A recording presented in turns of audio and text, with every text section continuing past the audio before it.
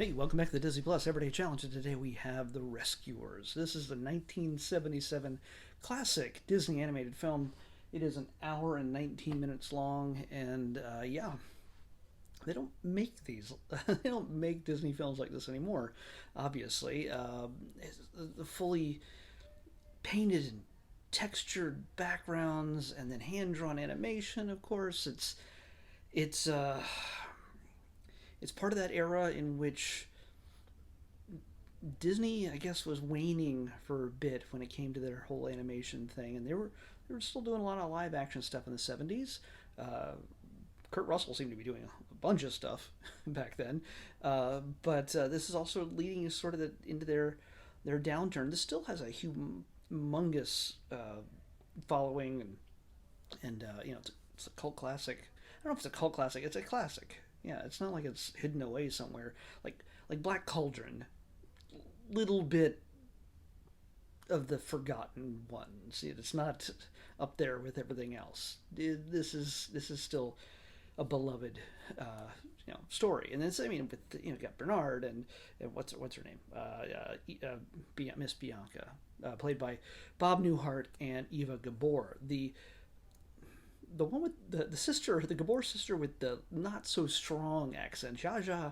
She seemed to always, because for a minute I thought it was Jaja, and I was like, oh wait, no, it's Eva Gabor, because Jaja's accent is so strong.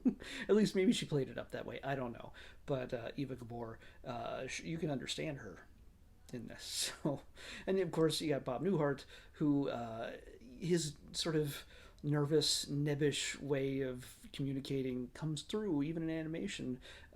They animate him pretty much as a mouse, and that makes sense. Uh, I mean, beyond just animating the mice and everything else and all the animals, whenever they show full-grown human-sized people, they they video capture, rotoscope, whatever you want to call it, whatever it's called. They animate over real life footage of humans and just animate them like the old days, like they did with Snow White and everything else. They're still using that technique. It's just it doesn't have that. None of this animation, none of the drawings, none of the backgrounds have that clean, crisp, shiny way of looking that you see with all the latest animated films with digital effects and 3D and everything else. This is brought into the modern day, and I don't know what this might look like on a 4K TV. It looks rough. It looks textured, and that's okay. I mean, it looks gorgeous. It looks flawed, and that's okay, uh, because you can see the human handiwork that went into making this. It's not nothing against Pixar or anybody else, but it's not ground out by a machine.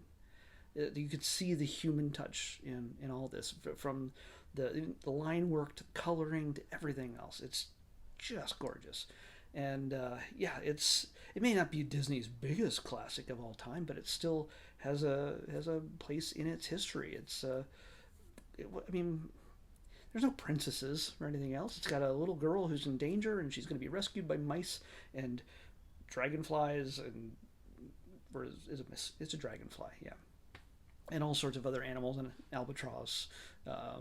It's I love the little world they created in the Rescuers, where when different humans meet at the United Nations in New York, a mouse representative from that nation hides away in their luggage and meets up at their special secret place where when they get a message saying somebody needs help, they answer it.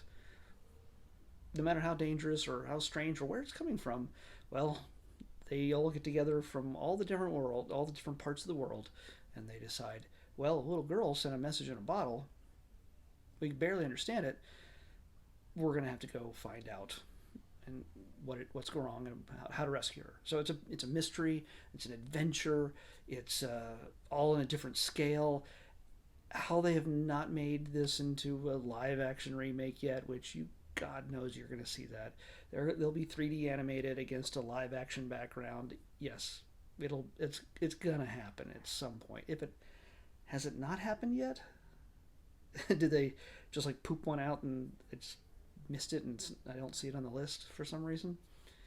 I don't know, but yeah, with everything else, I mean, they just did Chip and Dale and everything else at that kind of scale and everything else, animated mixed with live action.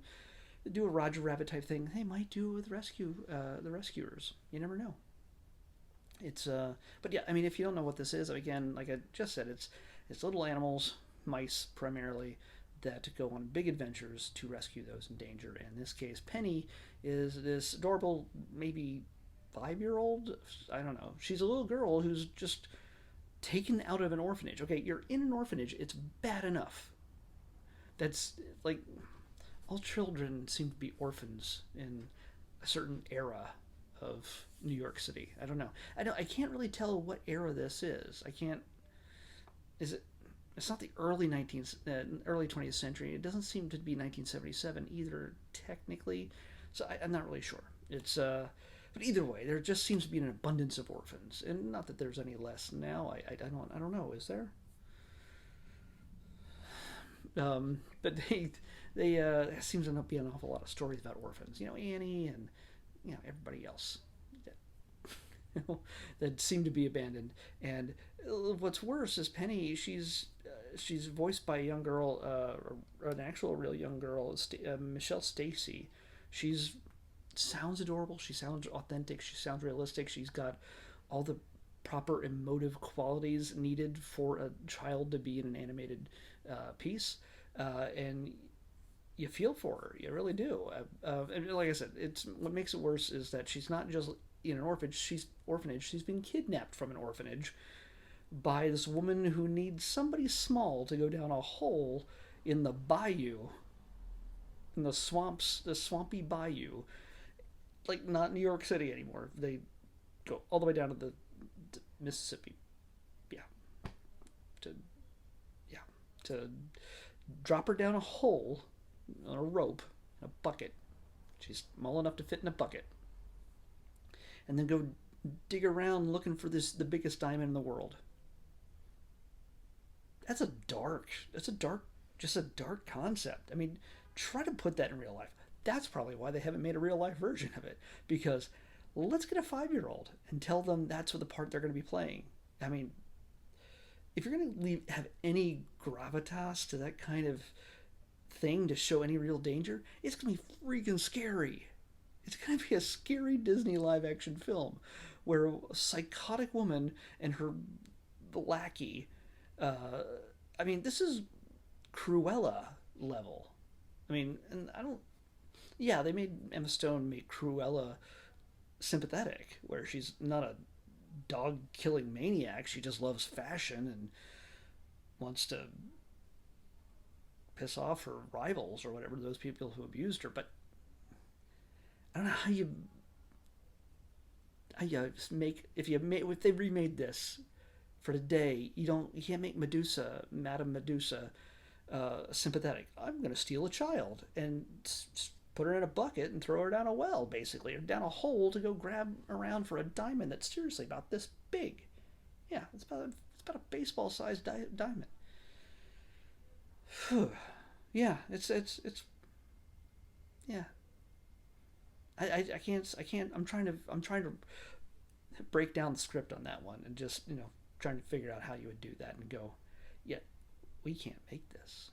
If somebody does make this eventually, and they start trying to make light of child kidnapping, I don't know. I don't know how you do it. I mean, yeah, the adorable mice all having adventures and stuff would be cool, and you'll cover it up with action and stuff and humor, but still, it's fairly traumatic. And also the giant alligators that somehow Madame Medusa controls, and yeah, I mean, sure, they'll all be CGI, but still, it's fairly terrifying. But yeah, she's an awful person. I mean, she's up there with the original Cruella de Vil from the animated films. So yeah, she's if you're gonna steal puppies or children, uh, yeah, that's pretty bad. I mean, Disney has a history of their characters, their films being kind of the basis for horror. I mean, or a lot of the rides, like in Disneyland, I've always said this, in Fantasyland especially, all of the rides, every ride has to have a story behind it. And especially in Fantasyland, everything was kind of horror based. The Snow White ride, the to a degree the Peter Pan ride, because it's all just orphan children. Also, all the orphans on another land where a pirate wants to kill them. I don't know. And and then also like Mr. Toad's Wild Ride. You have a car accident and then go to hell. Thank God there wasn't. I can't imagine what the Rescuers ride would be. I enjoyed it. Don't get me wrong. I enjoyed the film. It's gorgeous, and it's the kind of thing I think I just need to see again. It's like I usually get something out of it a second time for these kind of films, where I'm not trying to look around every corner to figure out what's going to happen. I then just drink it in. So at some point I should rewatch this and take it in properly. But yeah, this is one of the classics. So I suggest if you haven't gotten a chance to watch it, or if you haven't watched it in a long time, revisit it. It actually does not feel dated because again, I can't tell exactly when this takes place. Usually you can tell by the cars that they depict or something. They'll make a reference to who the president is. I mean, there's television, so it can't be too early at 20th century. It's got to be mid to late. And somehow the mice have television. Like somebody made a tiny television that's mouse sized. I mean, I have one that's mouse sized that's for mice, but it just shows Back to the Future clips on it. And, that's not a thing that mice would watch the news on.